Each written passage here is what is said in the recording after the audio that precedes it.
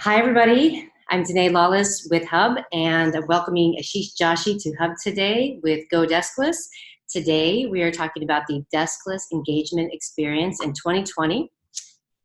Yes. Thank you, Danae. You're welcome. We're going to hop right into it, and I'm going to start asking you some questions if you don't mind. Sure. And then we'd love to see your questions inside of our event comments, and we can then get back to you and engage with you in our Cloud Hub. So, Ashish, tell me about the Deskless workforce. What is it and what problems do they have? So Deskless workforce essentially are your frontline field workers, right? These are the guys who are interacting with your customer base day in, day out. So this could be a car salesman out there in the field. This could be your home delivery person. This could be your home service person. This could be your food delivery person. And we kind of fail to understand and fail to kind of neglect that 80% of world's entire workforce is actually deskless. Wow.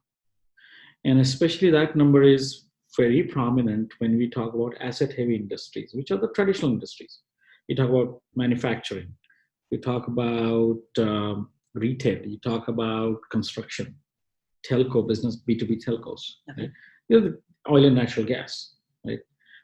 These are old industries. These are behind the curve from technology standpoint industries, but these are the ones that employ most of these workers.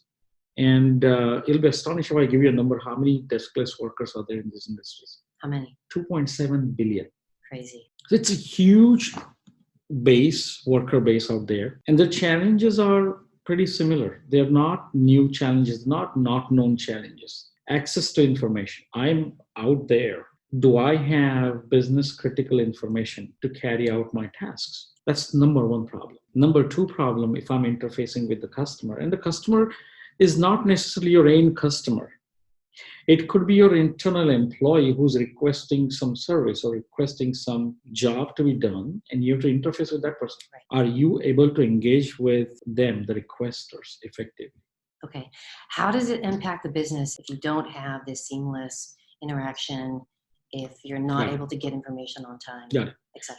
Before going there, right, I think the impact side of it, we have to understand the gap that we have today. The gap is that every enterprise today, at least 99 out of 100, they use some kind of ERP or CRM product. Now, all users of CRM or ERP, definitely 90% plus, they're all tethered, they're all attached to the desk. The deskless workforce is 80% of your workforce. They're out there and they're disconnected. So your information hub is serving to people who are in the office, whereas the people who need this information most, they either lack access to it or they don't have the fullest extent access to the information, and they don't have proper engagement tools.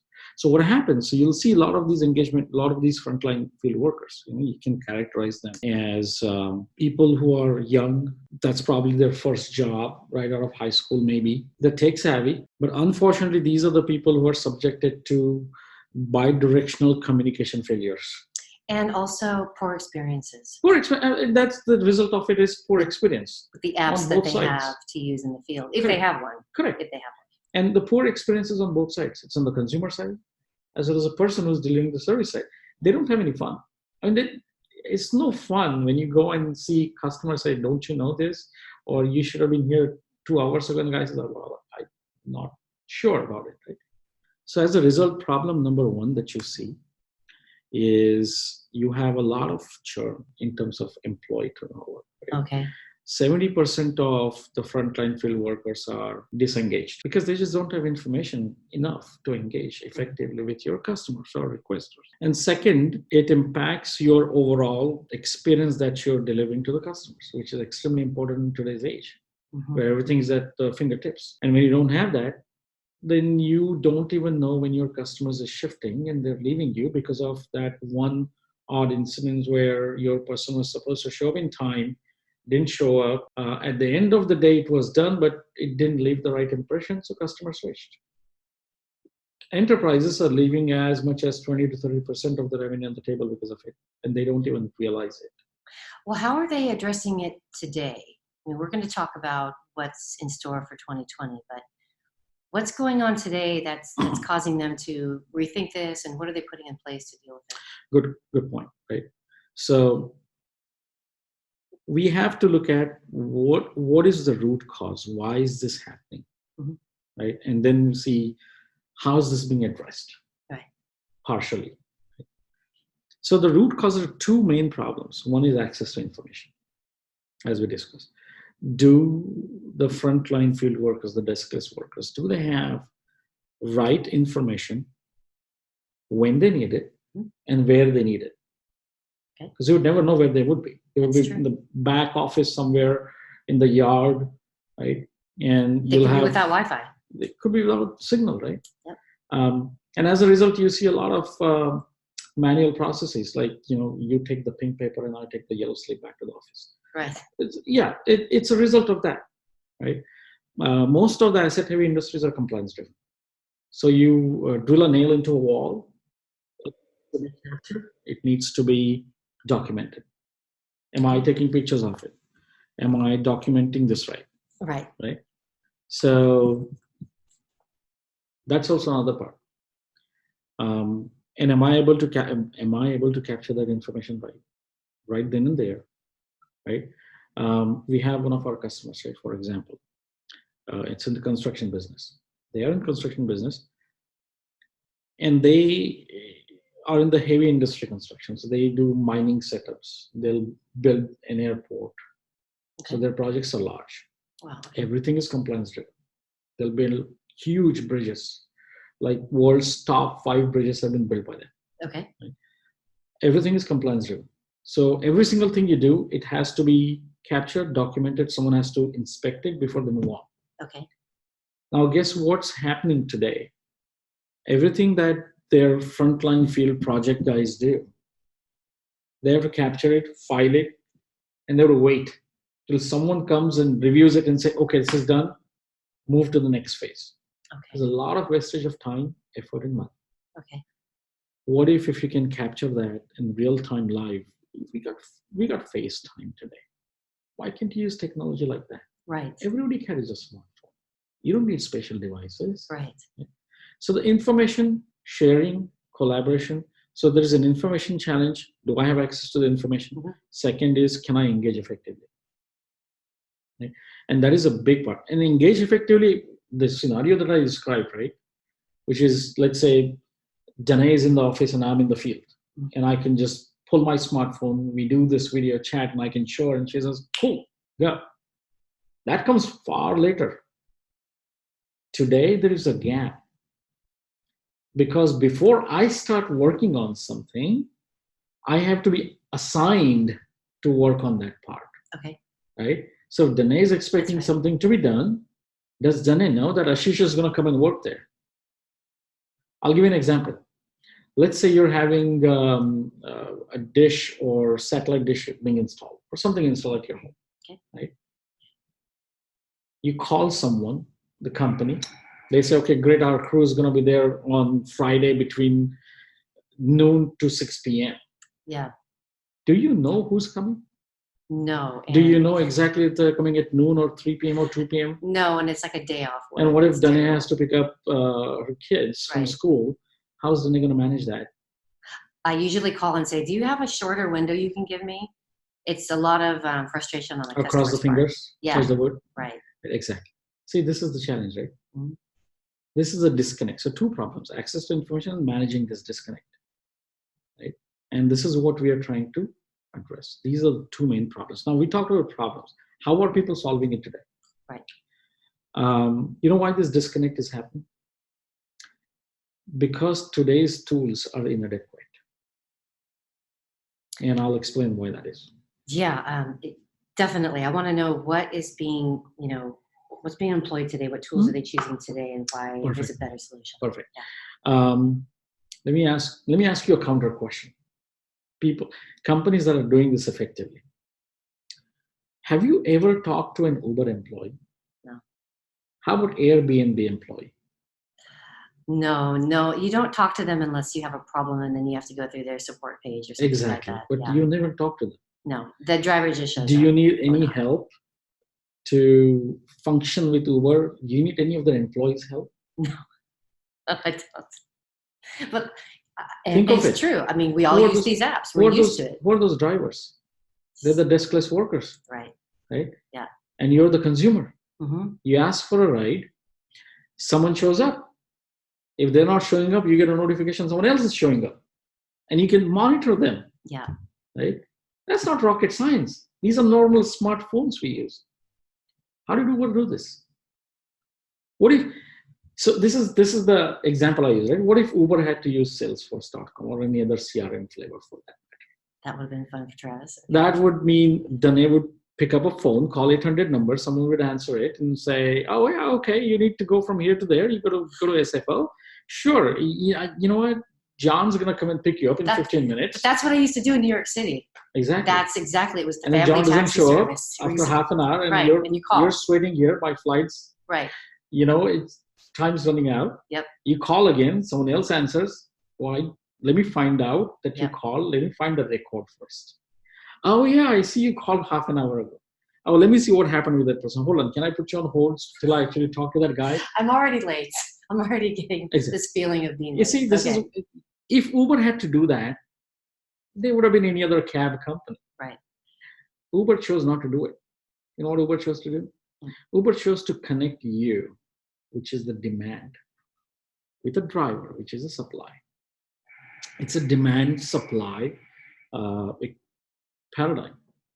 And they just took the middleman out of it, which is themselves, their own employees. They are there. They can monitor you. They are monitoring you, but they're never there as a middleman. Okay. That experience doesn't need a middleman. Right. They build the technology so that middleman can be passive and doesn't become an experience friction. So I see how you take the friction out of the experience, but let's back up into the enterprise. How does it actually work? Unfortunately, there are only few unicorns like Uber who have time, money, skills, an opportunity window to do what Uber did or what Airbnb did. Right? The enterprises that we discussed, unfortunately, lack the combination of this. Right? Most of these enterprises, asset-heavy industries, technology is not their forte. It's not their skill. It's not their core. Right? So even if they would have budget, they have to rely on an external entity for technology and know-how. So 99% of the time, they go to what's known to them, which is their IT departments, which go to their CRMs and ERPs and existing tools. Okay. Now that's a challenge, right? You go back to a CRM tool, you're bringing another Salesforce, and they bring another 800 number in between, and you go into that cycle again. So you keep consistently introducing the technologies that are inadequate. Somehow you do it. But I'll tell you this, Windows running out. People are not noticing this. Can I give you a piece of statistics, how this is going to change? Yeah. How big is the CRM market? I'll tell you. $48 billion. Okay. The entire shared economy market, which is what Airbnb, the Ubers of the world, which is demand and supply in a shared economy way, right? That market will be 870 billion in 2022, and that'll be 1.53 trillion in 2025. So we are looking at a dwarf-sized market that we are trying to fidget with. I'll give you another piece of statistical information. You know how many new members use their, or how many smartphone users use this on-demand feature, service, request feature for the first time in their life in 2019? 22 million. And that's just the number in the US. So when you have 22 million people in 1 year requesting or going to this new experience, okay, I'm suspecting the enterprises will have to look at their model. Because it's not going to work with these new age users, millennials, they're not going to wait. let's say that they are trying to get ahead of it, and they know that they have applications for each program that they have. So Mhm. how does that fare for them today if they just say, well, I have an app, I'll download it to each phone, I'll remote download, you know. Well, it's not just app, right? It's, are you giving the right piece of information to them? Now, if you say yes, is it accessible everywhere, right? Um, are you giving that transparent experience to both your consumers as well as your own employees, your deskless workers, that they can actually seamlessly connect with each other without you being interventioning or intervening in between, Okay. right?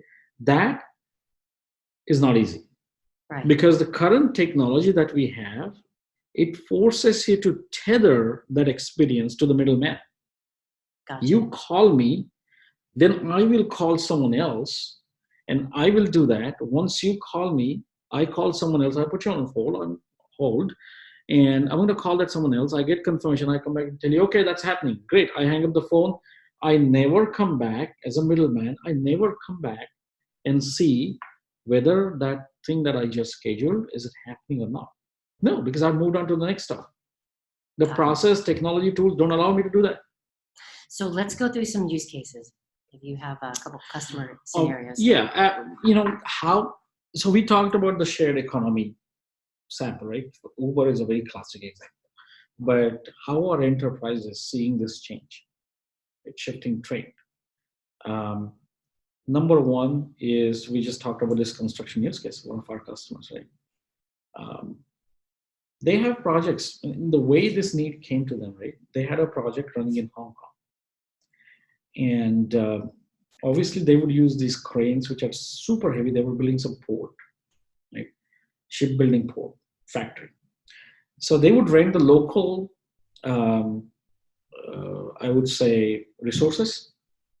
So they had this crane that they had to rent, and it broke. And the rent for that, and every hour, this company was losing around $12,000. Wow. In order to get that done, the entire paperwork, reporting, having someone to look at it, approve, go fly to Hong Kong and work with them, took them 3 weeks. Oh my gosh. Wow. And that came out as an example that we need to do something. It has to be better than that. Right? So they started looking for it. And we told them that this can be done. I mean, you don't even have to fly down. I mean, you can do it at real time. Now, why can't you use something like FaceTime? Oh, we use very specialized phones. A phone is a phone.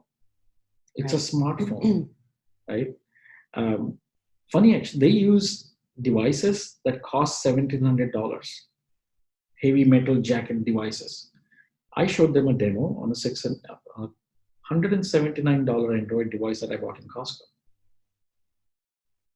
And they were just aghast to see a sub $200 device do the job that they want to do, that their $2,000 device they're struggling with. You don't need all this stuff. That investment you don't need today. Yes, Your guys can break 5 of these and you still be fine, right? So what were you able to do for them to give them the kind of impact that you think that most companies would be able to appreciate in 2020? Time. How much time they're able to save. How the processes are streamlined, right? Now they can simply just take pictures, take videos, upload them. It goes automatically to the person who needs to review them. It gets reviewed. They approve it. It's all automated. Previously, it was all paper finding. Okay. Right? Nice. No more there. The average project length has been reduced by 30%. Imagine that. Right? We have another customer in automotive industry. They are the world's largest commercial vehicle manufacturer. Okay. They sell to some of the world's largest militaries. So they came to us with a use case where we sell a lot of military grade trucks to Brazil. Okay. And most of the times we have to go and talk to those military decision makers in Amazon's jungles. Oh, okay. Cell phones don't work there. Right. What if I have to basically capture information, right? And this is a sales use case. What if I have to capture information and kind of give a quote and get approvals and done right then and there? Because I'm not going to make round trips between Amazons and where they were, right? Right. Europe. So that's another use case. You're there. You're interfacing with someone in the office, right? And it's live. It's right there. It's So quick. you're fast. saying that this experience for the employee out in the field could be done without Wi-Fi? Could sync back up? Absolutely. How does that work? Well, that's the technology piece. I mean, it's not rocket science. You use distributed or edge computing. Okay. You have to simplify the data. You can't use a big, fat relational data that the regular CRMs use because it would just die. I mean, your device, poor device will die. Right. That kind of data Yeah. on a 3G, 4G, right? Right. You have to simplify it. If you need 5 elements of information, you have to push 5 elements. Don't push 5,000, right? That's perfect. That's unfortunately today's technology. They basically rely on Wi-Fi, and they say, "Oh, great, our tools and technology work," but does it work where it matters? Right? That's what the rubber meets the road. So I heard that AI matters in this case. Mm-hmm. I heard that from you. Oh, yeah. So tell me a little bit about how you infuse AI into your technology and make it a little smarter or a better experience. Well, Danae's requesting her dishwasher to be fixed, or two-tier oven to be fixed before Christmas, because she's going to have a lot of family coming over. But Danae has 3 kids, and she's had some bad experiences in the past with someone coming in and use some bad language in front of the kids. It was recorded. So next time Danae actually requests for someone, do I have intelligent system enough to understand that I have to filter people who are good and friendly with kids with remarks that, "Oh yeah, he was great with my kids around." That's your AI. Got it. Okay. Right? Am I listening to my own work? Am I using that to better the experience for my customer? Interesting. Right? Uber does this today. If you are a gold customer, they will filter the drivers for you. And they'll only send you certain drivers who will, for example, carry water bottles in their cars. I just want to have it on record that I asked for that 3 years ago, Travis. So I'm really glad to see that that's happening. Oh, they do. Yeah. There are some Uber cars, there are some drivers to the Uber, they carry water bottles. Yes, I like those people. Okay, exactly. Yeah. But you won't get them every single time. Unless you have certain amount of business that you're giving Uber. Right? Yes. So that is AI. Amazing. How they deliver experience, that experience, and how you filter that, how you cater to personal nuances, not the nuances, but personal wish list of people, consumers. That is AI. Okay, so how do you see this transforming for 2020? I mean, your company is called goDeskless for a reason, and you're leading the way and disrupting a lot that's happening for the deskless workforce out there. So yes. How do you see this happening? And maybe give us some takeaways for enterprises to learn from this. So our vision is actually give consumers that experience at their convenience, and not force an experience on them. Today's CX tools, customer experience tools, are essentially forcing their own flavor of experience on the customers, right? Mm-hmm. Why do I have to put a customer in jeopardy saying, I'm going to put you on a hook for 4 hours. Why? When Uber can do it and can show me in 15-minute window, why can't I do that for enterprise? Absolutely, I can do it. So what we want to do is we want to take this CRM that is a coveted experience for the employees who are sitting at the desk, take that and give it in the hands of customers. Okay. At your convenience, when you need it, where you need it. We want to flip that experience, untailor that from a desk-based person, and match that demand with the supply, use AI for that, make sure that the experience comes first. Wow. Okay. Right? That is what we're trying to do. So we are actually trying to disrupt this experience model that is driven and controlled by CRM by making CRM as system of records, dumbing the role down, and directly connecting your consumers with your field workers and control and managing that experience. So what goDeskless does, it basically gives you an experience platform that works with your CRM. We're not saying that you take away CRM out completely. Okay. We're just saying that don't make that as a middleman. Take that out. Okay. Have that handshake directly done, just like Uber. Now, the experience will determine based on your use case, based on your industry, right? But by doing that, you cut a lot of time that you waste. Okay. You bring in a lot of process efficiencies. No more pen and paper tools. You make your employees happy because they know who they're working with, who they are supposed to work with. And if there is a engagement aspect that I can introduce, which we do, which is the normal smartphone features, that's it's kind of relevant to everyone now. If I can simply just pop up and start a video call with them and say, let me take a look at what's going on. Oh, you know what? You got a wrong port there. Just kind of switch it to the port on the left-hand side and see if that works. Guess what that does? That fixes your problem. You don't have to wait. That saves you $250 that a company is going to charge you for someone to come out, just come out. That saves me a trip. I'm just thinking of all the scenarios in the past that could have been so much better. I'm looking forward to a cleaner experience. And I want to know, what that looks like, for the employee in the field with their phone. I mean, maybe some, we can do a demo in another session or something like Absolutely. that. But I'd love to see that experience because I do know that enterprises, they do have a solution, some of them, a little more forward-thinking ones. They either scrape data or they build an app. There's other solutions that they have, but it sounds like yours is just incredibly smart. I mean, you pull just what you need, and from that data, you apply AI and you get it into a better, more modern experience. Absolutely. Is that right? Absolutely. Okay. You summarized really well. Well, thank you. Fantastic. So I look forward to your questions when you see this video, and if you want to talk about your solutions or your problems that you want to solve in customer experience and employee experience, and we can come back. You mentioned a partner that might be able to participate next time. I'd like to continue the conversation because I think that we've just scratched the surface. Yes, so we have a very stellar partner who's one of the newest unicorns in the customer experience space. Okay.